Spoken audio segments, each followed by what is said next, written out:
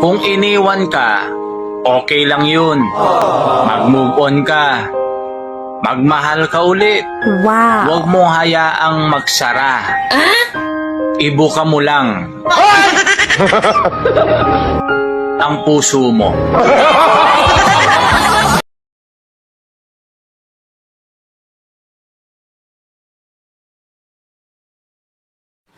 Ate, bakit mas mabilis pumuti yung buhok sa itaas kaysa sa ibaba? Eh kasi sa itaas, puro problema. Eh sa ibaba, puro ligay. Ay, ang hirap mag-isip. Bakit? Ano ba yung iniisip mo? Ikaw, Wow. We, bakit ako? hindi ka pa kasi nadidiligan.